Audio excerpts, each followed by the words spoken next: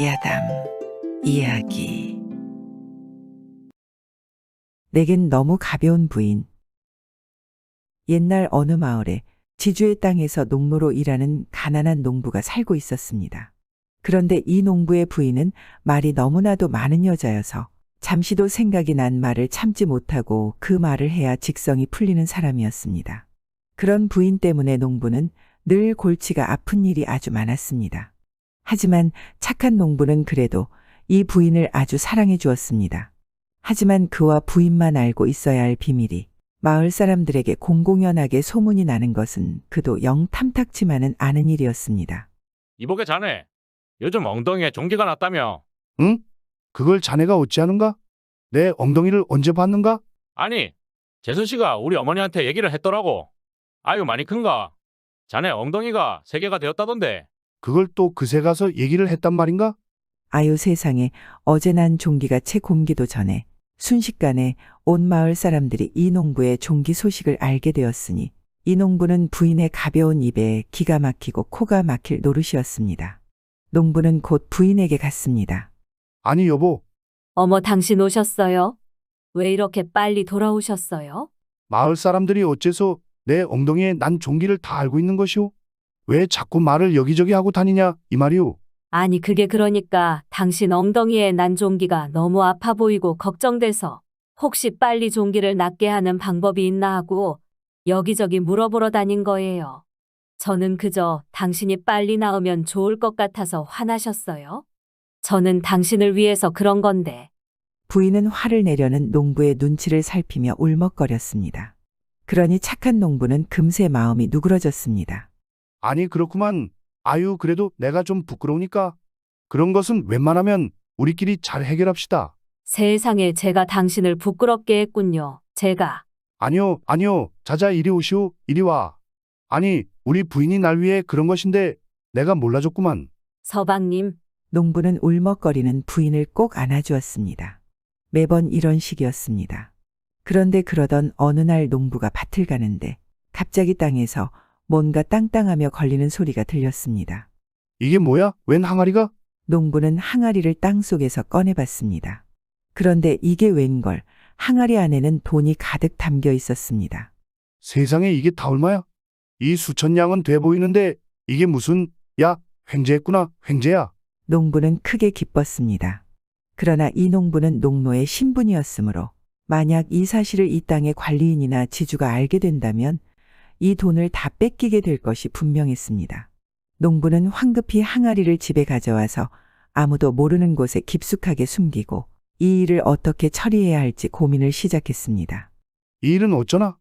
이럴 때 남들은 자기 부인하고 어려운 일에 관해서 서로 의논도 하고 그런다던데 나는 이것을 이 부인한테 얘기했다가는 순식간에 내가 이 돈 항아리를 주운 걸 온 마을에 다 소문을 퍼뜨릴 것이고 끝내는 관리인이나 지주 어르신 귀에까지 들어갈 게 뻔하니 어떻게 해야 되는 거야? 그렇게 농부는 혼자 끙끙대며 머리를 굴렸습니다. 이 돈을 그냥 숨겨두는 것도 숨겨두는 것인데 괜히 부인에게 들켰다간 그날로 온 마을에 소문이 퍼질 게 뻔한 일이니 정말 어찌해야 할지 모르는 상황이었습니다. 그런데 그때의 순간 농부가 무릎을 탁 치더니 좋은 생각이라도 난 듯 몹시 좋아하다가 바로 시장에 나가서 강냉이 한 봉지와 토끼를 한 마리 구입했습니다. 그리고 돌아오는 길에 냇가에서 그물을 던져 물고기를 잡았습니다. 그리고 물고기를 꺼낸 뒤에는 그물 속에 물고기 대신 시장에서 구입한 토끼를 넣어 두었습니다. 그 다음 숲으로 넘어가 나무 사이에 잡은 물고기들을 흩뜨려 놓고 강냉이는 배나무 가지에 잘 뿌려두었습니다. 이렇게 모든 준비를 마친 농부는 가쁜 숨을 몰아쉬며 집으로 돌아갔습니다. 마침 점심때가 되었고 농부와 부인은 밥을 먹으며 대화를 나누었습니다. 여보 우리 부인 오늘 밥이 아주 맛있는데 역시 당신 솜씨는 알아줘야 된다니까. 그 밥이랑 반찬 좀 더 주시오. 오늘 점심은 아주 배 터지게 먹어야겠소. 그리고 부인 우리 다 먹고 난 다음에 소화도 시킬 겸 숲에 가서 물고기를 잡아보는 건 어떻소? 농부의 말에 부인은 어이가 없다는 듯이 말했습니다. 예, 아니 당신 무슨 말을 하는 거예요? 숲에서 물고기를 잡다니요? 지금 저를 놀리시는 거죠? 그 정도는 저도 알아요. 놀리다니? 그렇지 않소. 이렇게나 맛있는 밥과 반찬을 대접해주는 부인에게 내 어찌 그럴 수 있겠소. 그런데 부인 표정을 보니 정말 소문도 못 들어본 모양이구려. 그 버섯처럼 물고기가 생겨난다는 신기한 숲에 대해서 말이오. 네, 전혀요. 그럼 잘 됐군. 오늘 당신에게 내 좋은 구경을 시켜드리리다. 이 농부의 말이 부인은 못 믿어왔으나 궁금하기도 하고 또 집안에만 있기가 답답해서 이 부인은 농부를 따라 나섰습니다. 그렇게 숲에 도착하니 정말 나무 사이에서 물고기들의 모습이 보이는 것이었습니다. 이럴 수가 이게 도대체 어떻게 된 거야? 정말 귀신이 고칼 노릇이네. 옆에서 놀라하는 부인의 표정을 보던 농부는 태어난 척 물고기들을 주워 담으며 말했습니다. 어이구, 아이 부인 뭘 그렇게 놀라는 거요? 물고기는 이제 거의 다 주었으니까 우리 이번에는 냇가에 쳐놓은 그물에 토끼가 잘 걸렸는지 가서 봅시다. 네, 뭐라고요? 그물에 토끼요? 그건 말이 안 되잖아요. 아이 당신 이 숲에 오기 전에도 전혀 믿지 않는 눈치였지만 이렇게 와서 이 숲속의 물고기를 직접 보지 않으셨소. 여하튼 잠자코 이 남편만 믿고 따라와 보시오. 네, 그렇게 두 사람이 냇가 쪽으로 걸어가는데 눈앞에 보이는 배나무에서 강냉이가 주렁주렁 매달려 있는 게 보였습니다. 그리고 부인은 다시 한번 놀라지 않을 수가 없었습니다. 여보 저기 좀 봐요. 저기 배나무에 달려있는 게 강냉이 맞죠? 세상에 어떻게 이런 일이. 여보 저건 강냉이가 맞기는 한데 배나무에 열린 게 아니라 강냉이 구름이 있는데 구름이 숲을 지나다가 강냉이 비를 배나무 위에 뿌려서 저렇게 된 것이라오. 강냉이 구름에 강냉이 비요? 그게 도대체 뭔 말도 안 되는 소리예요? 부인은 도대체 어디까지가 진실이고 어디까지가 거짓인지도 모른 채 뭔가에 홀린 듯 남편이 가자는 대로 따를 뿐이었습니다. 그리고 두 사람은 냇가에 도착했고 농부가 미리 놔둔 그물을 끌어올리자 놀랍게도 안에는 정말로 토끼가 들어있었습니다. 이럴 수가. 숲속에는 물고기에, 배나무에는 강냉이, 그리고 그물에는 토끼. 이게 다 무슨 일이야? 정말 난생 처음 보는 일뿐이네. 내가 지금 꿈을 꾸고 있는 건가? 부인은 멍한 표정으로 혼자 중얼거렸고 남편은 속으로 킥킥대면서 침착한 척 말했습니다. 당신 뭐 벌써부터 그렇게 놀란 표정을 하나? 아직 큰 게 남았는데 우리 집에 진짜 놀라운 게 하나 남아 있소이다. 뭐라고요? 아직 뭐가 더 남은 거예요? 그리고 놀라운 거라니 우리 집에는 도대체 뭐가 있는 건데요? 말씀을 해줘 보세요. 남편은 이제 이 부인의 반응을 거의 즐기는 듯이 말했습니다. 부인 그건 말이오. 우리 집에 바로 정말 많은 돈이 담긴 항아리가 있소이다. 돈 말이오. 돈이라고요? 집에요? 아니 그럴 수가. 그게 가장 믿기지가 않아요. 우리한테 돈이 많이 있다니. 아니 그럼 매초에 집에서 나오기 전에 돈 항아리부터 보여주시지 그러셨어요? 세상에 돈이라니. 에이 그래도 오늘 이렇게 오랜만에 둘이 밖에 나와서 재미난 구경도 하고 살림욕도 즐기고 괜찮지 않았소? 아이 그리고 원래 진짜는 마지막에 남겨두는 거 아니겠소? 자자 우리 어서 집으로 돌아갑시다. 내가 돈 항아리 보여주겠소. 네 빨리 가봐요. 너무 기대돼요. 이렇게 두 사람은 물고기와 강냉이 그리고 토끼를 챙기고 집으로 돌아갔습니다. 농부는 집에 가자마자 숨겨두었던 돈 항아리를 내보였습니다. 여보 이게 꿈이에요? 생시예요? 우리 이제 정말 부자예요. 그죠? 여보 그런 거죠? 부인은 손뼉을 치며 몹시 기뻐했고 남편도 기뻐하는 부인을 보며 흐뭇해하고 말했습니다. 그럼 그렇고 말고 우리도 이제 이 지긋지긋한 가난에서 벗어나는 것이오. 그런데 부인 이 사실이 관리인에게 알려지면 어떻게 되겠소? 우린 이 돈을 전부 뺏기고 이런 큰 돈을 이야기하지 않고 이렇게 다 숨겨놨으니까 벌까지 받게 될 것이오. 내 말 무슨 뜻인지 잘 알겠소? 네 당신이 무슨 말을 하는지 알겠어요. 이건 정말 우리 둘만의 비밀로 하는 거예요. 진짜 우리 아무한테도 말하지 않는 거예요. 그거요, 부인 정말 이 일은 우리 두 사람만이 알아야 됩니다. 명심하시오. 농부는 부인에게 재차 강조했고 부인도 남편의 말에 고개를 끄덕였습니다. 그리고 그날 밤이었습니다.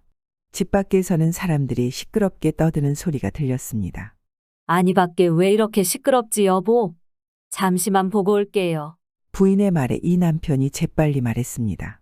그만둬요. 나갈 필요 없소. 아이 그래도 이거 뭔가 큰일이 난 것 같아요. 제가 나가서 확인만 하고 금방 돌아올게요. 집 밖으로 나가려는 부인을 이 남편 농부는 재차 말리며 말했습니다. 그럴 필요 없어요. 내가 알려주겠소. 지금 밖에 소동은 이 관리인이 지주님의 물건을 훔치다가 들켜서 마을 사람들에게 몰매를 맞으며 쫓겨나는 소리란 말이오. 아마 새 관리인이 올 것이오. 농부는 지어낸 말로 밖으로 나가려는 부인을 진정시켰고 후로 일주일은 조용히 아무 일 없이 지나갔습니다. 부인도 어디에 나가지 않고 집 안에만 계속 있었습니다. 그러나 무엇이든 말하지 않고는 못 베기는 이 부인에게 어마어마하게 많은 돈을 가지게 된 꿈 같은 일은 말하지 않고는 참을 수 없는 그런 일이었습니다. 그러니 부인은 언제까지고 잠자코만 있을 수는 없었는지 기어이 일을 내고 말았습니다. 농부가 잠깐 일 때문에 밖에 나간 사이였습니다. 이 집에 반찬을 나눠주러 이웃집 여자가 찾아온 것이었습니다. 동생, 요즘 왜 이렇게 밖에를 안 나와? 자, 이거 나물 좀 먹어봐. 아주 그냥 팍팍 잘 무쳐줬어. 세상에 언니 너무 고마워요. 아유, 고소한 냄새. 아니, 그런데 뭔 일이 있는 거야? 왜 요즘 안 나오는 거야? 동생 안 나와서 내가 재미가 없어. 이웃집 여자의 물음에 부인의 코가 벌렁거렸고 입이 근질근질해졌습니다. 어이, 동생 뭐가 있구만? 거 뭐 신기하고 재미난 일이 있구만? 딱 그럴 때 나오는 표정 아닌가? 응, 아유, 맞아요. 역시 언니 눈치는 알아줘야 된다니까. 내가 우리 언니는 못 속여 못 속여. 정말 뭔데? 아유, 우리 언니가 이렇게 눈치를 채버렸으니까. 내가 어쩔 수가 없네요. 어쩔 수가 없어. 대신 언니 절대로 아무한테도 말하면 안 돼요. 우리 둘만의 비밀이에요. 아유, 그럼. 나 절대로 아무한테도 말을 안 할게. 내가 어디 가서 말을 하면 인제 자네가 언니. 내가 동생 할 게 뭔데? 그래, 궁금하니깐 거 빨리 말해 보더라고. 그게 말이에요. 아유, 말을 할라니까 심장이 벌렁벌렁거리네. 아유, 빨리 좀 말해봐. 응, 나도 벌렁벌렁 거리네 정말. 네, 그게 말이에요. 있잖아요. 부인은 결국 집안의 돈 항아리 이야기를 이웃집 여자에게 모두 말해버렸습니다. 이웃집 여자는 몹시 놀라하였고 부인은 절대로 비밀이라고 신신당부 말을 하긴 했지만 사실 이 마을에서 이 부인 다음으로 입이 가벼운 사람은 이웃집 여자였습니다. 이웃집 여자는 곧장 또 다른 이웃에게 나무를 나눠주러 갔는데 입이 근질근질하니 역시나 절대로 비밀이라고 당신만 알아두라면서 들은 내용을 전부 말해버렸습니다. 그런 식으로 비밀이지만 비밀이 아니게 된 이야기가 점점 온 마을에 퍼져나가기 시작했습니다. 발 없는 말이 천리를 간다고 했던가. 속도는 엄청났고 순식간에 농부의 귀에까지 들려왔습니다. 이봐, 자네 집에 돈 항아리가 있다던데. 그게 사실이야? 그게 무슨, 아닙니다. 우리 집에 돈 항아리가 왜 있겠어요? 고추장, 된장 항아리도 하나 없는데 그랬으면 제가 진즉에 이 마을을 떴지. 왜 이러고 일을 하고 있겠습니까? 뭐 하긴 그건 그렇지. 아니, 왜 이런 소리가 소문이 장난 아니야? 지금 뭐라고요? 그렇게 잘 얼버무리고 집으로 돌아온 농부는 화가 머리끝까지 나서 부인에게 심한 말을 하며 이 부인을 혼쭐을 했습니다. 그러자 부인도 이해치지 않고 소리치며 말했습니다. 아니, 저는요, 분명히 비밀이라고 이야기를 했다고요. 아니, 비밀을 이야기하면 비밀이 아니게 되지. 그게 어떻게 비밀이란 말이오? 아니, 제가 분명히 비밀이라고 이야기를 했다니깐요. 그럼 비밀이죠? 왜 저한테 그러세요? 아유, 답답해라. 아유, 부인, 도대체 왜 그러는 거요? 도대체 내가 못 살겠소. 제가 답답해요. 저랑 못 살겠다고요? 정말 실망이에요. 어찌 이럴 수가 있는 건지. 정말 어쩜 이렇게 되는 거 전부 말해버리겠어요. 다 폭로하겠다고요. 부인은 눈물을 흘리며 밖으로 뛰쳐나갔고 정말 아무나 붙잡고 집에 있는 돈 항아리 이야기를 하고 다녔습니다. 그러자 당연히 관리인도 이 사실을 알게 되었고 결국 농부는 이 관리인에게 불려가게 되었습니다. 관리인은 농부를 보고 물었습니다. 듣자 하니 자네가 밭에서 돈 항아리를 발견했다는데 정말인가? 예, 아닙니다. 나으리. 돈 항아리라뇨. 저는 그런 거 본 적도 없습니다. 그래. 아니, 이야기가 너의 부인의 입에서 나왔는데도 나한테 거짓말을 하는 게냐? 아예 아닙니다. 나으리. 그것이 분명 제 부인의 입에서 나온 말일 테지만 그런 이상한 말들이 한두 가지가 아닙니다. 요즘 제 부인이 안 좋은 병에 걸려서 아무 말이나 하고 또 자기 입에서 무슨 말이 나왔는지 자기도 모른다 이겁니다. 뭐 그래, 그런 병이 있어. 그렇다면 확인을 해보면 되겠지. 여봐라, 이자의 부인을 데려오거라. 이윽고 부인이 불려왔고 관리인이 물었습니다.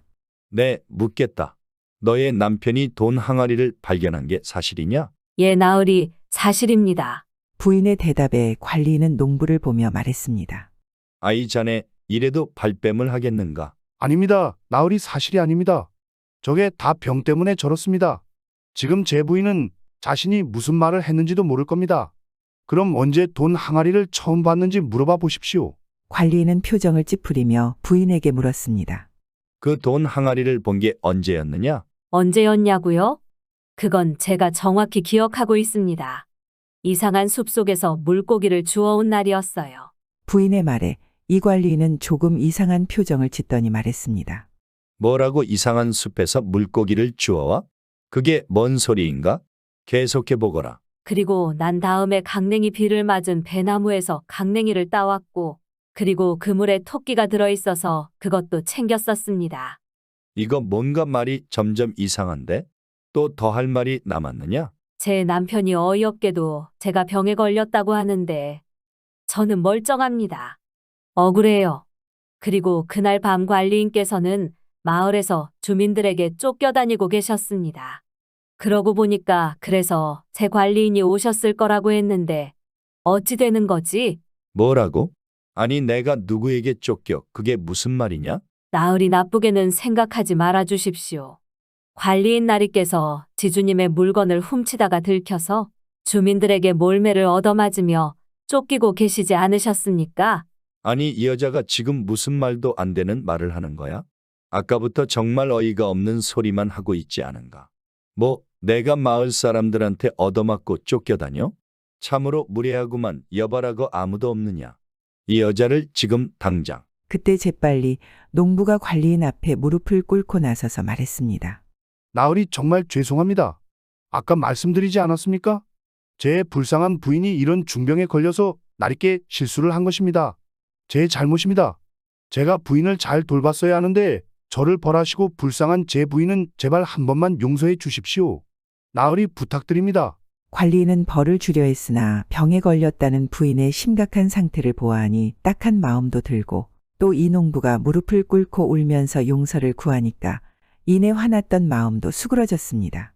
내 원래는 너희 부부에게 벌을 주려고 했는데 요상한 병에 걸린 사정이 아주 딱하고 또 내가 이렇게까지 울며 애원하니 이번만은 너희 부부를 용서해 줄 것이야. 그러니 당장 내 눈앞에서 사라지거라. 그리고 빨리 몹쓸 병을 치료하거라. 관리인의 말이 끝나기가 무섭게 농부는 아내를 데리고 얼른 집으로 돌아갔습니다. 그렇게 너무나 다행스럽게도 아무 일 없이 무사히 집에 돌아오자 농부는 이내 긴장이 풀렸는지 크게 한숨을 쉬고 바닥에 털썩 주저앉아 버렸습니다. 그리고 그런 남편 농부의 모습을 본 부인은 울면서 말했습니다. 당신 정말 너무해요. 관리인과 많은 사람들 앞에서 나를 병에 걸린 사람 취급하다니 어떻게 그럴 수가 있어요. 그게 무슨 말이오? 그렇지 않소. 내 말을 잘 들어보시오. 당신은 거기서 스스로 병에 걸린 사람처럼 행동했을 뿐이오. 그런 것이오. 알겠소. 덕분에 돈 항아리가 우리에게 없다고 관리인도 그리고 마을 사람들도 믿게 되는 것이고 이 모든 것이 전부 다 우리 부인 덕분이오. 예, 제가요? 그렇소. 당신 덕에 큰 돈을 지켜냈으니 돈은 이제 다 당신 것이오. 모두 당신이 가지시오. 어머나 세상에, 아이 제가 그리 기특한 일을 하다니. 아이 그럼 뭐 제가 가지는 게 맞겠지만, 하지만 어찌 혼자만 가지겠어요. 당신도 가끔 좀 드릴게요. 아이 고맙소. 앞으로 내 당신에게 더 잘하리다. 당신이 많은 돈을 지켜줬으니 말이오. 나는 늘 당신을 사랑하는 일을 게을리하지 않을 것이오. 어머 세상에 정말 감동적이에요. 그리고 부인 앞으로는 말이오. 입을 항상 조심하시오. 그렇게 하면 화가 나는 일도 또 실수를 하는 일도 훨씬 적어질 거요. 그 내가 누구 때문에 관리인 놈 앞에서 울고불고 무릎 꿇고 애원했겠소. 다 우리 사랑하는 부인 때문에 그런 거 아니었겠소. 맞아요. 그렇죠. 그러니 앞으로는 입을 무겁게 하고 늘 말을 조심해야 하오. 그 말 때문에 우리가 이 고생을 하고 서로 눈물을 흘리게 된 것이니까. 맞아요. 저도 이번에 어찌나 놀라고 무서웠는지 사실 제가 당신과의 비밀을 말해버려서 일이 이 지경이 되었다는 걸 알고는 있었어요. 그런데 그게 다 제 잘못 때문이라는 것이 마음이 너무 힘들고 또 무서워서 그래서 저도 모르게 그만 당신에게. 부인 다 이해하오. 그럴 수 있어. 이해하오. 앞으로 그러지 않으면 될 일이오. 다 잘 넘어가지 않았소. 우리 앞으로 서로 믿고 의지하면서 사랑하며 살아가도록 합시다. 네. 저도 앞으로는 정말 입을 함부로 놀리지 않을 거예요. 정말로요. 부인도 그제서야 긴장이 풀렸는지 주저앉아 눈물을 쏟기 시작했습니다. 농부는 그런 부인을 안아주고 잘 달래주었습니다. 후로 두 사람은 서로를 믿고 의지하며 하루하루 살아갔고 숨겨둔 돈도 사람들 몰래 조금씩 내어 요긴한 곳에 티가 나지 않게 쓰기 시작했습니다. 부인은 입을 가벼이 놀리면 큰 화가 닥칠 수 있다는 것을 몸소 깨달은 뒤부터는 정말 입이 무거운 사람으로 다시 거듭났습니다. 그리고 슬기롭게 집안 재산을 불려나갔습니다. 그로부터 몇 년이 지난 후 사람들에게서 돈 항아리 사건은 완전히 잊혀졌으며 부부는 큰 부자가 되었고 농노가 아니라 어엿한 자유민이 되어서 행복하게 풍족하게 살아갔다고 합니다. 초부와 꽃분이. 옛날 한 시골에 홀로 난 어머니가 슬아의 아들 하나를 데리고 살았습니다. 어려서 아버지를 여인 아들은 산에 가 나무도 하고 들에 나가 밭일도 하였습니다. 나이 어려서부터 나무짐을 등에 지고 다니니 동리 사람들은 그를 초동이라 불렀습니다. 그런데 이 동리에는 욕심을 놓고 말하면 굽 빠진 항아리여 사납기를 산중호랑이 같은 김부자가 살고 있었습니다. 가난한 집에 태어난 초동이는 아버지가 살아생전에 김부자네 집빚을 태산같이 짊어진 탓으로 빚 대신 부자네 집에 가 머슴살이를 하게 되었습니다. 어린 나이지만 여름이면 밭에 나가 구슬 같은 땀을 흘리며 밭일을 하였고 차디찬 겨울에는 휘몰아치는 눈보라를 헤치며 산에 가서 나무를 해왔습니다. 그런데 가랑이 째어지는 가난한 집에서 자란 그에게는 남다른 재간이 있었습니다. 그것은 활만 메고 나가면 나는 꿩도 잡아오고 깃을 치는 새도 별로 상하는 데 없이 산채로 잡아지고 왔습니다. 그가 활 시위를 잡아 늘고기만 해도 깃을 치던 새도 꼼짝 못하고 그의 앞에 와 떨어졌습니다. 그래서 초동은 늘 고운 산새를 잡아가지고 다녔습니다. 상하지 않게 잡은 새는 그저 들고 들어왔고 다리나 날개를 다친 새는 산에서 이름 모를 약을 발라가지고 들어왔습니다. 그러니 세상의 고운 산새들은 그가 재간 있게 만들어 놓은 조롱에 갇혔습니다. 김부자는 차차 거기에 취미를 붙이고 그 애를 다른 일은 시키지 않고 고운 새만 잡아들이게 했습니다. 김부자네 집에는 귀여운 외동딸이 있었는데 애비가 머슴을 시켜 고운 새만 잡아다 조롱 속에 넣어 기르는 걸 낙으로 삼으니 그 딸도 보는 것이 그것이라 날마다 새와 동무하며 살았습니다. 처음에는 고운 새들이 날개 펴고 파득거리는 모양도 보고 고운 소리 내어 우는 소리 듣고 새들에게 정을 붙이더니 차차 그 고운 새들을 잡아가지고 다니는 머슴을 좋아했습니다. 머슴애가 고운 새를 잡아들고 들어오면 애비 먼저 달려나가서는 그 새를 받아 조롱 속에 넣고 좋아서 머슴애의 손을 잡고 퐁퐁 뛰었습니다. 애들은 머슴이니 대인가의 딸이니 하는 것을 모르고 서로 좋아서 야단이었지만 김부자의 마음은 차차 탈리기 시작했습니다. 어느 날 김부자네 집에 손님이 와서 김부자는 그 손님과 이야기를 나누게 되었습니다. 그런데 그 틈에 머슴애를 쫓아나간 딸은 진종일 머슴애를 따라다니다가 어둑어둑해서야 집에 돌아왔습니다. 딸은 고운 새를 잡아쥐고 웃는 낯으로 집에 들어섰지만 김부자는 성이 머리끝까지 치받쳐 그날로 머슴애를 쫓아냈습니다. 그 후부터 가난한 집 초동이는 나무도에 팔고 남의 사길도 하면서 어머니 모시고 살았습니다. 그러는 사이에 류수와 같은 세월은 흐르고 흘러서 어느덧 7, 8년이라는 세월이 흘러갔습니다. 가난한 집 초동이는 세월 따라 자라서 장골사내가 되었습니다. 하지만 나무에서 살아가는 신세여서 동리 사람들은 그를 보고 초동 대신에 초부라고 불렀습니다. 화창한 어느 봄날이었습니다. 앞산에서는 봄빛이 무르녹고 뒷산은 푸르청청한데 가지가지는 꽂혀져 앉고 아름다움과 그윽한 향기를 자랑하였습니다.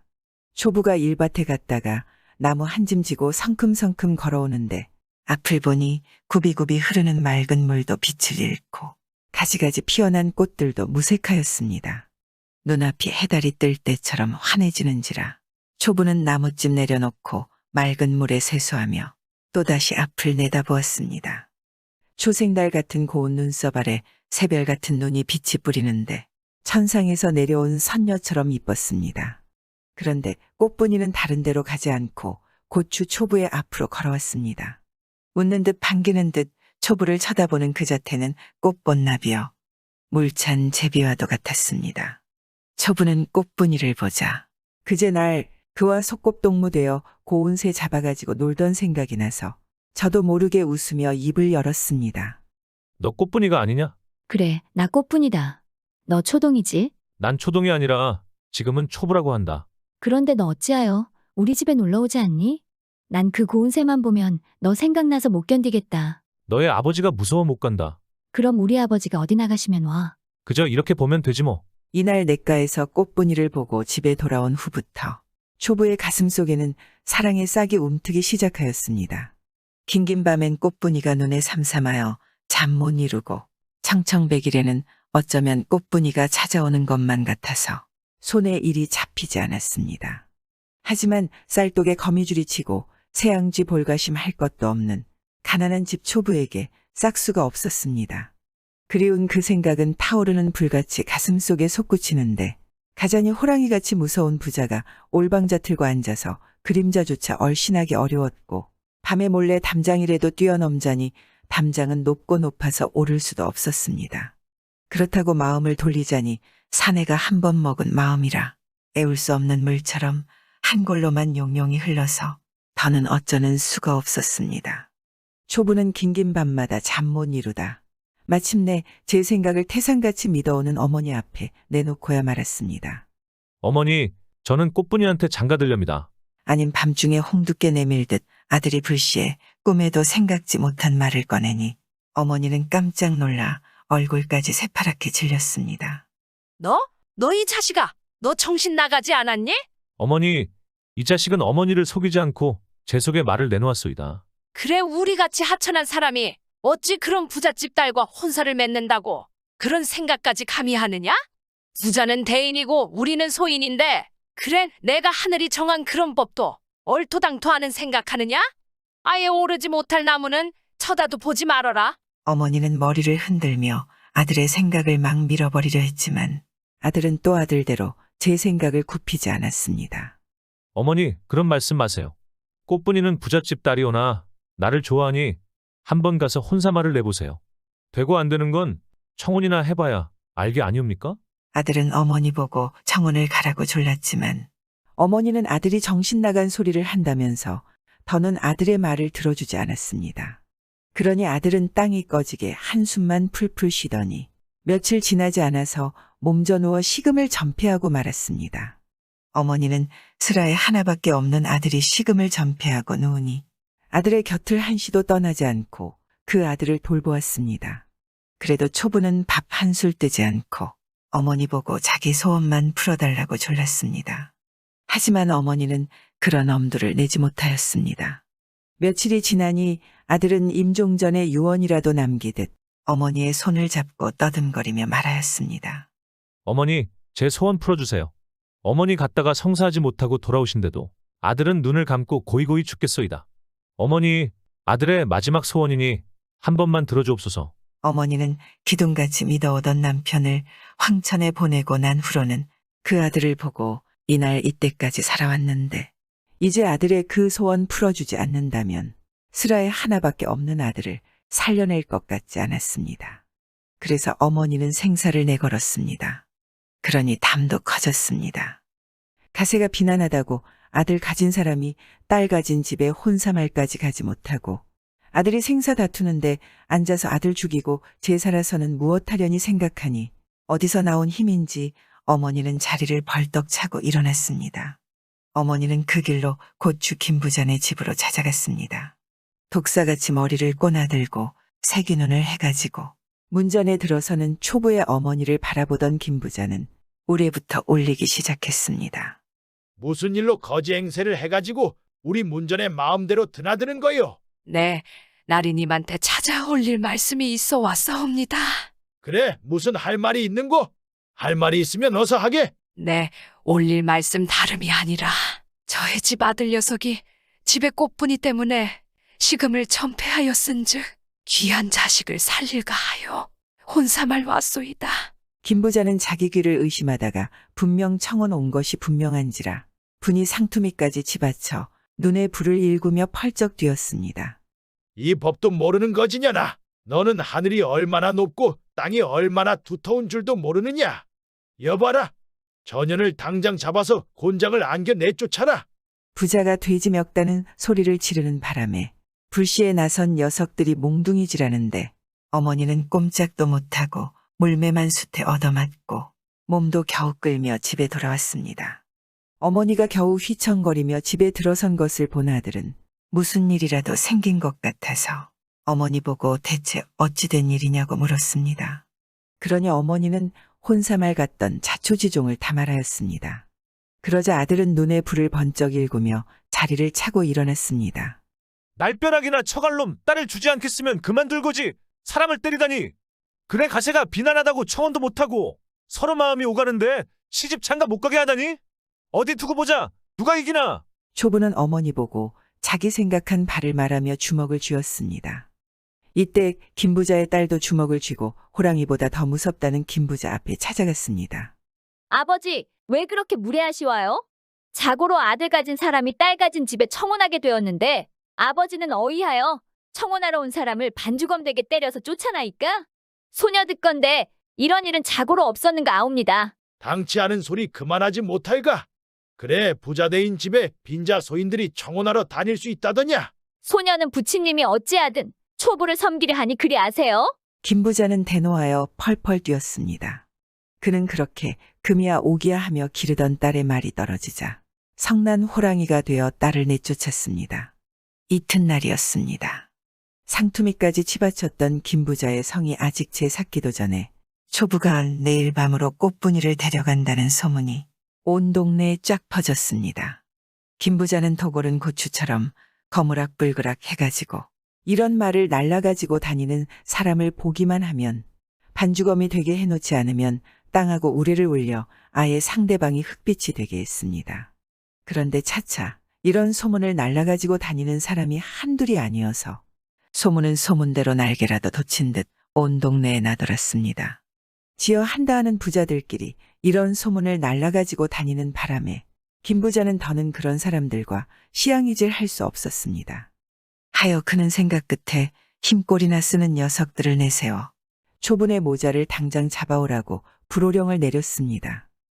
헌데 초분의 모자는 하늘에 솟아올랐는지 땅에 잦아들었는지 그림자도 찾을 길이 없었습니다. 일이 이렇게 되니 김부자는 단가마에 콩 넣고 볶아대듯이 들볶아댔습니다.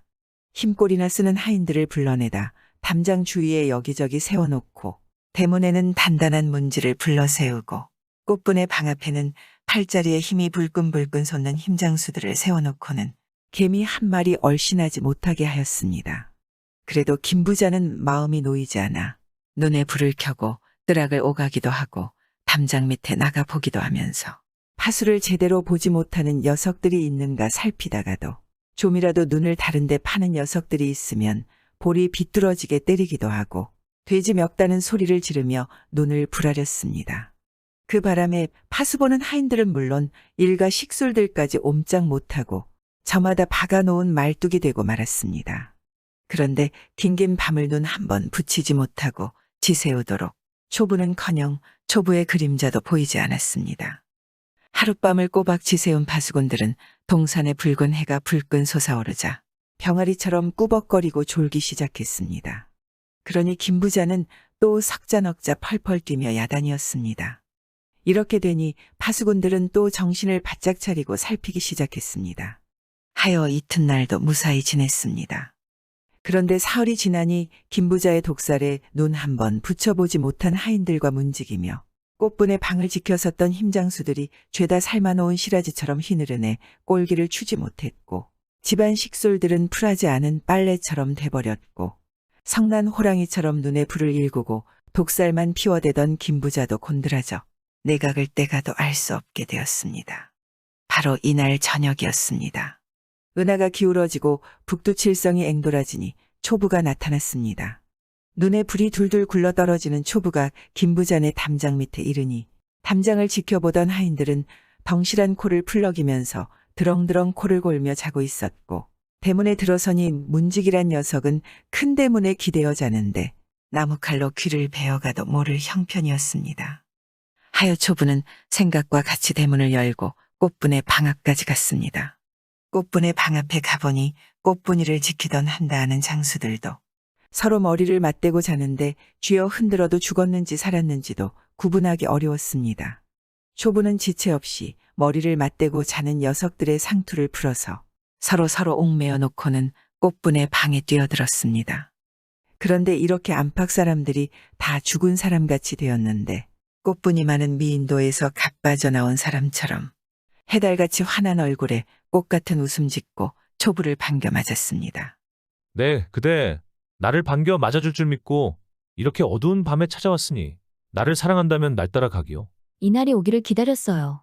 소녀는 진작부터 그대를 따라왔사오니 낭군님 가는 길이 벼랑같이 험하다 해도 따라가려 하옵니다. 오가는 말이 이쯤이니 꽃분의 그 샛별 같은 눈은 눈부신 빛을 뿌렸고 타는 촛불 같은 초부의 눈은 진주처럼 눈부신 빛을 뿌렸습니다.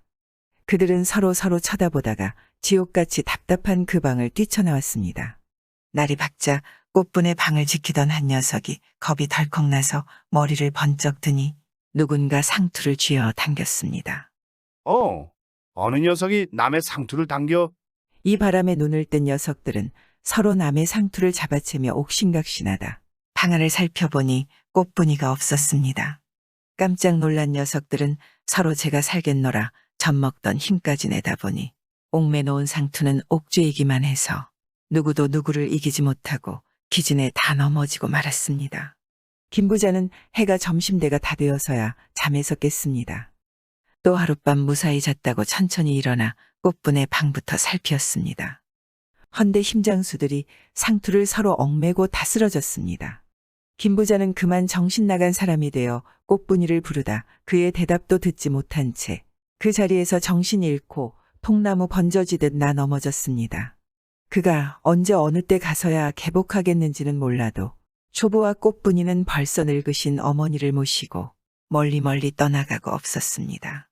그 후 동네 사람들은 누구도 김부자가 다시 일어났다는 말도 못 듣고 초부와 꽃분이도 늙으신 어머니를 모시고 어디 가서 초가삼간 지어놓고 금슬지락 누리는지 소식은 못 들어도 대대로 내려오며 초부와 꽃분의 사랑을 전하고 김부자가 망하던 이야기를 했습니다.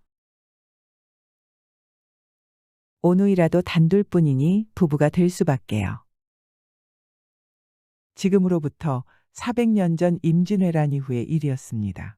7년이란 전란을 겪고 나니 국토는 여지없이 짓밟혀 어디 가나 처량한 경상이었고 백성은 생이사별하여 얼굴에 수심뿐 웃음이라고는 없었습니다. 이때 나라의 임금은 가라앉은 민심을 돌려세우고 나라를 다시 일떠세우려고 생각하던 끝에 우선 대궐 안에서부터 즐거운 웃음소리가 터져나오게 해야겠다고 생각하였습니다. 그래서 임금은 우정 신하들과 농지거리도 하고 우스운 수수께끼도 내놓곤 하였습니다. 어느 하루 임금이 신하들을 불러놓고 이야기를 꺼냈습니다. 짐은 오늘 즐겁게 놀자고 경들을 불렀네. 과인이 이제 수수께끼를 낼 터이니 경들이 어디 맞춰보게나. 임금이 신하들과 놀며 수수께끼까지 내는 일은 고금의 처음이라 모두들 기뻐하며 임금 앞에 다가앉았습니다. 옛날 오누이 둘이 고기를 잡으려고 배를 타고 저 망망한 바다에 나갔었지. 그래서 어떻게 되었사옵니까? 임금이 신하들과 크게 거간을 두지 않고 스스럼 없이 말하니 신하들도 크게 꺼리지 않고 임금의 말 사이에 쐐기를 쳤습니다. 그런데 그날따라 집채 같은 파도가 일어 고기배는 밀리기만 했네. 세찬 파도가 일어 자그마한 배를 미니 그까짓 배가 다 모여 물 위에 떨어진 나무 이파리 고기배는 밀리고 또 밀리다 보니 정처 없이 밀려서 이제는 다시 돌아올 수도 없는 아득히 멀고 먼 무인도에가 닿았다네. 그래 경들이 어디 맞춰보게나. 그 오누이가 어떻게 되었겠나? 어떻게 될 게 있사옵니까? 누이는 누이고 오라비는 오래빌게 아니옵니까? 한 신하가 제꺽 이렇게 대답하는데 오성대감이 머리를 가로저으며 생각을 내놓았습니다. 꼭 그렇다고 할 수는 없지요. 그건 왜? 신의 생각에는 처음에는 오라비는 오라비고 누이는 누이였겠지만 3년 후에는 부부가 되었을 것이라 보옵니다. 무인도에서 살아가자니 그럴 수밖에 있사옵니까? 예끼, 그건 무슨 당치 않은 말인고. 아무리 무인도이기로 동방예의지국에서 난 오람누이가 그렇게 쉽사리 부부까지 될 리가 있나? 임금이 이렇게까지 말하는데도 오성대감은 좀처럼 지려하지 않았습니다. 그런 경우에 어디 따로 예가 있사옵니까? 다시 돌아오지도 못할 무인도에 이르렀으니 처음엔 그저 살 궁리만 했을 테지만 차츰 살아나갈 도리가 생기니까 이번엔 후대를 보고 재미있게 살아나갈 생각을 하게 될 게 아니옵니까? 그런데 남녀는 그들 단둘뿐이니 할 수가 없이 부부가 될 수밖에요. 예란 따로 없습니다. 행하며 예라고 피치 못할 경우엔 이렇게 하는 것도 예에 어긋나는 일은 아니라고 보옵니다. 오성대감이 입담 좋게 도리를 따져가며 말하니 그 말을 듣던 임금이 껄껄 웃으며 머리를 끄덕이었습니다. 듣고 보니 경의 말에 도리가 있네. 그러니 경이 수수께끼를 맞춘 것일세. 상감께서 내신 수수께끼를 이 신하가 풀었으니 상을 주옵소서. 그럼 상으로 이 담배나 한 대 붙이세. 임금이 상으로 담배를 권하니 오성대감은 받지 않고 웃으며 말했습니다. 상감께서 어찌 한간 백성들이 담배 권하듯 담배를 상으로 주시옵니까? 다른 상을 내려주옵소서. 그러니 임금이 하는 말이 경이 방금 행하면 예라고 하지 않았나. 나라 형편이 이처럼 어려운 때 담배 한 대도 상이라고 내주면 상으로 되는 법이니 어서 받아 피우게. 안 받으면 이상도 없어지네. 말문이 막힌 오성대감이 할 수 없이 임금이 주는 담배를 받아서 빽빽 피우니 임금은 물론 신하들까지 떠들며 웃는 바람에 대궐 안에서 터진 웃음이 대궐 밖에까지 나갔습니다. 이것이 임진왜란 이후 대궐 안에서 처음 있는 웃음이었다 합니다. 발 없는 말이 하루에도 천리를 간다고 이 소문이 날에나 돋친 듯 한간에 퍼져 백성들이 모여앉기만 하면 그 이야기를 하며 웃어대는 바람에 차차 한간에도 농이 생기고 웃는 일이 있게 되었습니다. 임금이 이처럼 농을 좋아하니 신하들도 담이 커서 임금 앞에서 곧잘 농을 하였습니다. 어느 하루였습니다. 한 신하가 관복소매 속에 볶은 콩을 몰래 넣어가지고 와서 임금을 보고 물었습니다. 상감께서 신의 이 관복소매 속에 무엇이 들어있는지 알아 맞출 수 있습니까? 보면 몰라도 보지 않고 그걸 어떻게 아는가? 그러니 상감께서 알아맞히시라고 묻는 게 아니겠습니까? 과인은 보지 않고는 모르겠네. 그래, 그 속에 보배라도 넣어가지고 왔나? 신하는 빙그레 웃더니 관복소매 속에서 볶은 콩을 꺼내서 또또독 소리를 내며 씹어먹었습니다. 경은 대체 뭘 그렇게 먹고 있나? 네, 콩볶이를 먹고 있습니다. 콩볶이라? 그러하옵니다. 정승도 사흘 굶으면 콩짜개를 주워 먹는다는데 이런 세월엔 볶은 콩 먹기도 쉽지 않는 줄 아랍니다. 그 신하는 우정 더 소리를 내어 콩볶이를 맛나게 씹으며 임금의 안색을 살피었습니다. 임금은 저도 몰래 침을 꿀꺽 삼키며 신하 앞에 손을 내밀었습니다. 나 좀 주게. 나도 콩볶이를 먹어봅세. 그러지 않아도 딴 생각이 있어 관복소매 속에 넣어가지고 왔는데 임금이 달라고 하니 신하는 한 줌 움켜서 임금에게 콩볶이를 올렸습니다. 임금은 신하에게서 콩볶이를 받더니 만면에 웃음을 짓고 경들도 맛을 보라며 다른 신하들께도 나누어 주었습니다. 임금이 신하와 자리를 같이 하고 볶은 콩을 먹는 일은 대궐이 생겨서 처음 보는 일이었습니다. 허허허. 담배가 식후일미라더니 이렇게 모여 앉아 콩볶이를 먹어보니 이런 때는 콩볶이가 천하의 일미일색으려. 헌데 이 콩볶이는 어찌 생각하고 가지고 온 건가? 경이 짐을 생각해서 볶아 가지고 온 건가? 아니올시다. 어허, 필요곡절일세. 그럼 이 콩볶이는 어디서 생긴 건가? 지난밤은 저희 스승의 제삿날이온데 신은 그만 어젯밤 대궐에 있다 보니 제사에 참여하지 못하고 아침에야 갔습니다. 스승님이 계셨기에 소신이 오늘 나라의 한몫 일이나마 맡아보게 되었사온데 늦었지만 아침에라도 가서 인사드리고 선생님 잡수시다 남긴 제사상 음식이라도 먹고 오는 게 예가 아니겠습니까? 그야 그렇지. 아무리 큰 벼슬을 해도 선생은 선생이고 학생은 학생인데 얘를 몰라서야 안 되지. 헌데 제가 갔는데도 선생 자제분 되는 사람이 음복상을 내와야지요. 그래서 저는 선생님 잡수시다 남은 제사 음식을 먹고 가게 어서 차려오라고 청했사옵니다. 그런데도 자제분 되는 사람은 그냥 가만히 있지 않겠습니까? 그래서 벌컥 화를 냈지요. 그러니 그 자제분 되는 사람이 마지못해 나가더니 도리상에 콩볶이를 놓아가 치고 들어와 저희 앞에 공손히 놓고 사과를 하옵더이다. 대감님, 노여오마옵소서. 간밤은 부처님의 제삿날이나 집에는 콩밖에 없어서 지난밤 제사에는 이 콩을 볶아서 부처님 대접을 했습니다. 대감님 전에 감히 음복상을 내오지 못함도 이 때문이오니 널리 생각해 주시고 이 콩볶이라도 잡수시고 가옵소서. 자제분 되는 사람이 이같이 말하는데 제가 그 자리에서 그 콩이 목으로 넘어가겠사옵니까? 산 사람이 살기도 어려운 형편에 제사를 안 지내도 무방하겠는데 콩이라도 정성껏 볶아서 부처님 제사상에 올려놓고 제사를 지냈으니 이 안이 효자옵니까? 그래, 너무도 천하에 다시 없는 기특한 일이라 이 일을 상감께 아뢰고저 소매 속에 콩볶이를 넣어가지고 왔사옵니다. 임금은 눈물이 그렁해서 그 신하의 이야기를 듣더니만 그 자리에서 어명을 내렸습니다. 참으로 하늘이 경탄할 일이로다. 나라 형편이 이처럼 어려운 때에도 돌아가신 부친을 그처럼 정성스레 대접하고 손들에게도 콩볶이로 음복을 시켰으니 나라 근심을 덜고 부모의 극히 효도한 효자로다. 저마다 이처럼 한다면 어찌 나라가 빨리 부해지지 않을 수 있으며 이 나라 예의가 바로 서지 않을 수 있을 소냐. 이 사실을 글로 적어서 온 나라 백성들이 알게 할 것이며 그 사람에게는 후한상을 주고 벼슬을 내리도록 할지어다. 임금의 명이 내리자 나라에서는 그 사람에게 후한상을 주고 벼슬을 내리었고 글로 그 사실을 온 나라에 전하니 듣는 사람마다 찬탄을 금치 못하였습니다. 이때로부터 백성들은 그 사람을 생각하며 나라의 어려운 형편을 헤아려 재물을 허타히 쓰는 일이 없고 저마다 부지런히 일하고 나라에서도 어진 백성들의 마음을 헤아려 보살피니 상하가 한마음이 되어 어렵던 나라 형편도 얼마 지나지 않아 돌아섰다고 합니다. 두 과부.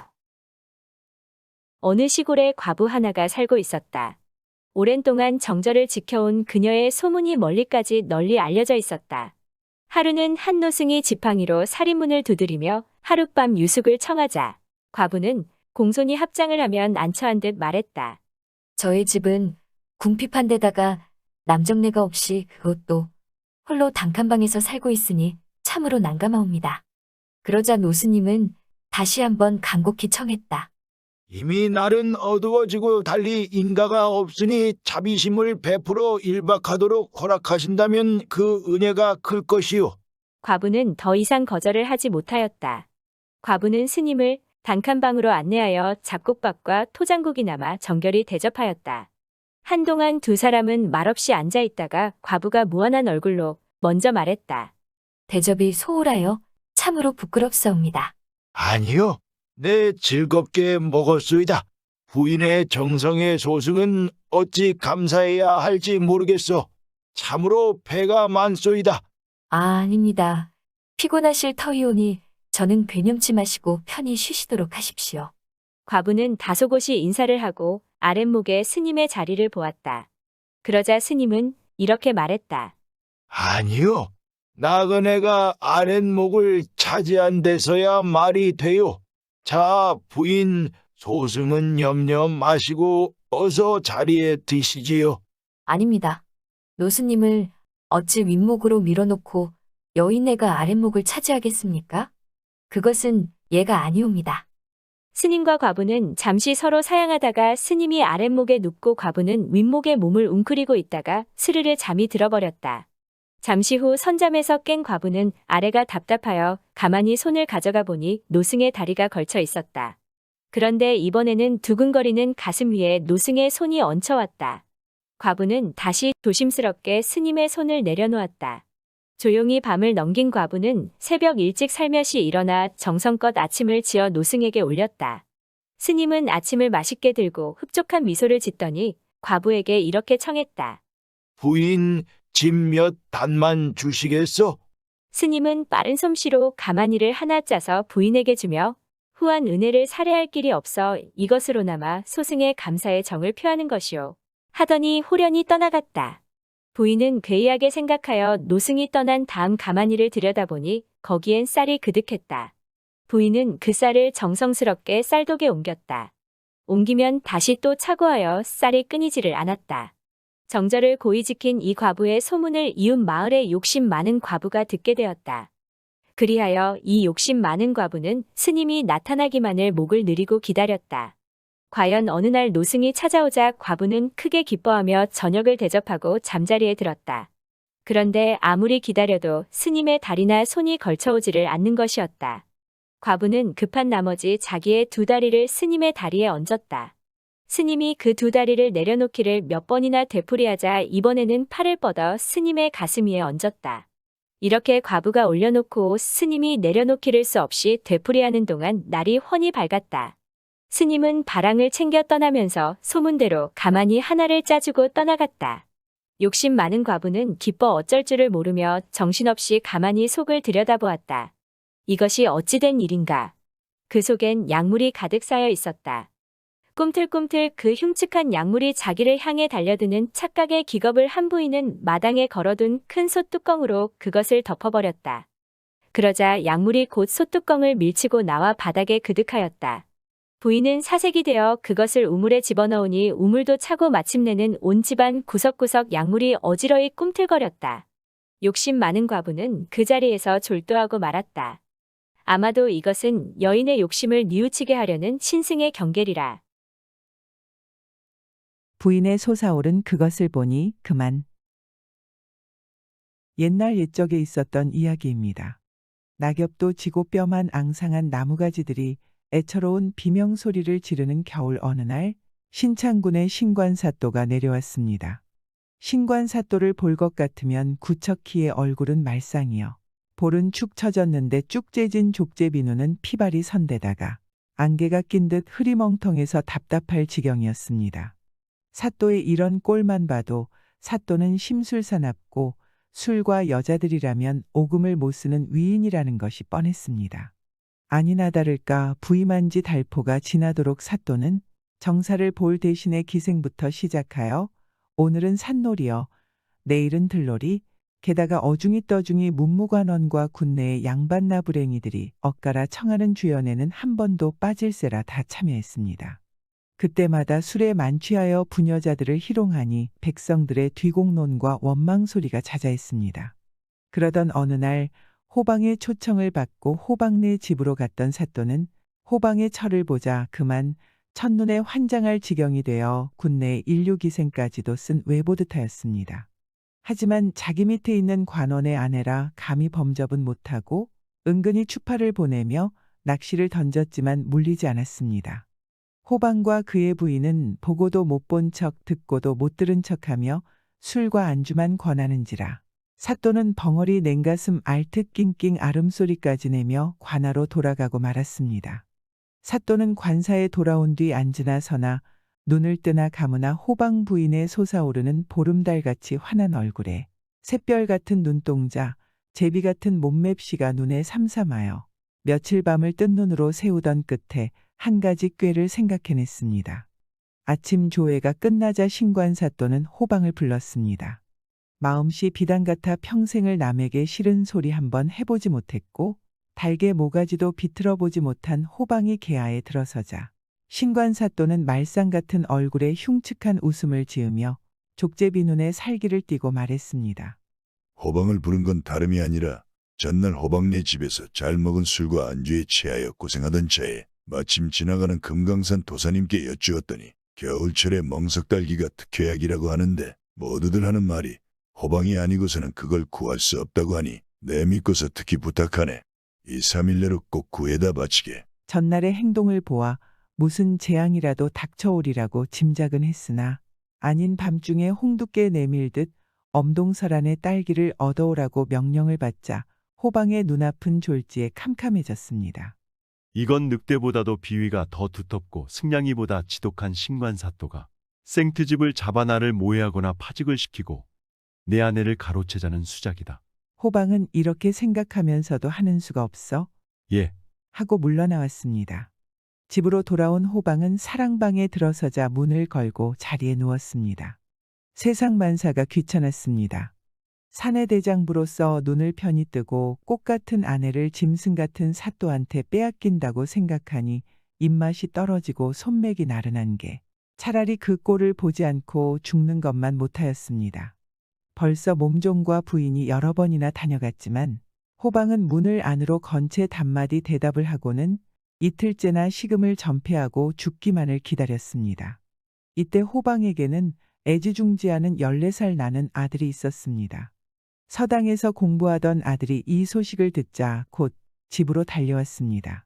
아버님, 비천한 자식이 부친님께서 병환에 계신 줄도 모르고 있다가 방금 전에야 기별을 받고 달려왔소오니 들어가서 죄를 용서받게 하여 주옵소서.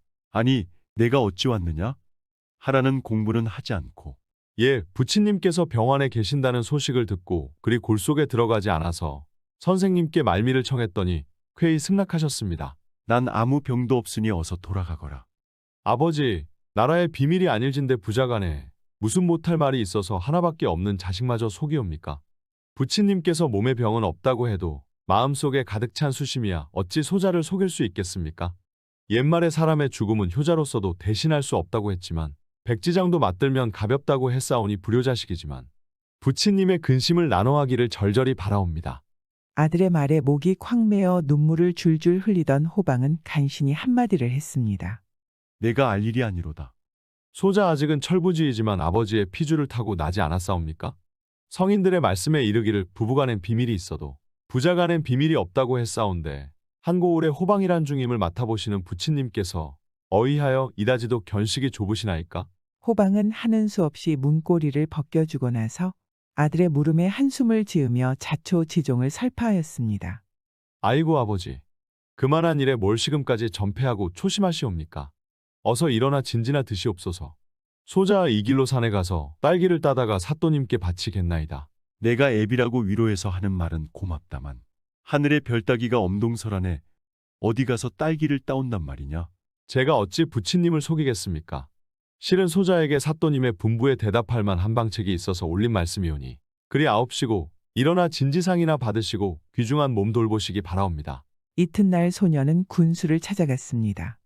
사또님께 아뢰옵니다. 무슨 일인고? 호방의 아들이 사또님을 배웁겠다는 정갈이옵니다. 그래 어서 들라 하여라.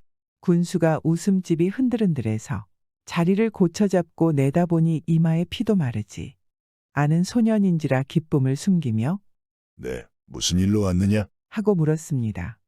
예, 아뢰옵기 황송하오나 그저께 사또님의 분부를 받고 백설이 휘날리는 뒤산으로 딸기 따러 갔던 소인의 부친인 호방께서 곰한테 당해 옴짝달싹 못하고 있나이다. 그래서 소자 대신으로 이렇게 알리러 왔사옵니다. 소년의 말에 귀를 기울이던 사또는 눈보라에서 곰한테 당했다는 소리를 듣자 에이, 소보다 더 미련한 놈 같으니라고. 엄동설안의 곰은 무슨 놈의 곰이며 곰은 지금쯤 겨울잠을 자고 있을 텐데 이게 말이 되느냐? 하고 혀를 끌끌 찼습니다.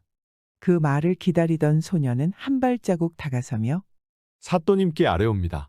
엄동설안의 곰이 겨울잠을 자서 없다는 사또님의 말씀은 천만지당하옵니다. 그런데 어떤 사람은 엄동설안에 산딸기가 있다니 곰보다 더 미련하지 않나이까? 사또님 하고 대꾸했습니다. 소년의 말에 대답할 말이 없게 된 신관사또는 낑낑 갑자르다가 서글픈 웃음을 지으며 내가 호방의 본관에 대한 충성이 어떤 거를 떠본 것이니 그리 알고 내일부터 나와서 일을 보라고 전해라. 하고 슬쩍 말을 돌려댔습니다. 집에 돌아온 소년은 기뻐서 아버님, 소자가 산딸기를 따다가 바쳤더니 사또께서는 매우 기뻐하시며 내일부터 부친님께서 나와 일을 보시라고 했사옵니다. 하고 아뢰었습니다. 그게 정말이냐? 내가 무얼 어떻게 했느냐? 아들의 이야기를 듣고 난 호방은 자기가 담차고 지혜 있는 아들에만 못하다고 자신을 꾸짖었습니다. 그때로부터 보름이 지나서였습니다. 시골에 사는 소년의 이모가 달려와서 대성통곡하며 말했습니다. 신관사서 사냥을 나왔다가 자기를 보고 수청을 들라고 하는 것을 거절했더니 수수께끼를 내고 가면서 3일 내로 수수께끼대로 고기를 잡아오지 못하면 자기를 붙잡아가겠다는 것이었습니다. 그래서 생각다 못해 형부님의 도움을 받으려고 이렇게 달려왔습니다. 이모는 이렇게 말하며 소년의 어머니를 붙잡고 울었습니다. 어이구, 이놈의 세상에서는 얼굴이 고와도 원수구나. 그놈이 나한테 눈독을 들이다가 우리 애한테 망신을 당했는데 이번엔 내가 또 걸려들 줄을 꼬맨들 생각했겠니? 어머니가 기가 막혀 눈물을 흘리는데 소년이 다가앉으며 물었습니다. 이모님, 그놈이 무슨 수수께끼를 냈습니까? 글쎄, 줄 없는 낚시를 가지고 끝없는 바다에 가서 고기를 잡아오라누나. 소년이 머리를 갸우뚱거리며 한동안 생각하더니 이모님, 너무 걱정하지 마세요. 돌아가서 사또가 오면 이렇게 대답하세요. 하며 여차여차하라고 일러주었습니다. 사흘 만에 신관사또는 가마 한 채까지 가지고 소년의 이모 집을 찾았습니다. 군수가 농부네 집에 도착하니 물찬 제비같이 고운 몸매에 한박꽃 같은 웃음에 보름달같이 환한 부인이 나와서 고개를 숙이며 맞는지라 신관사또는 침을 꿀꺽 삼키며 물었습니다. 집주인은 어디 갔느냐? 그 말인즉 고기를 잡아왔느냐 하는 물음이었습니다. 저의 낭구님께서는 발 없는 지게를 지고 자루 없는 도끼를 가지고 뿌리 없는 아들매기를 캐러 갔사옵니다. 부인의 꾀꼴새 같은 목소리에 정신없이 따라 외우던 사또는 사람들이 하아 웃는 바람에 깜짝 놀라 정신을 차리며 발 없는 지게가 어디 있으며 자루 없는 도끼로 어떻게 아들매기를 치며 더구나 뿌리 없는 아들매기가 어디 있단 말이냐? 하고 올럼했습니다.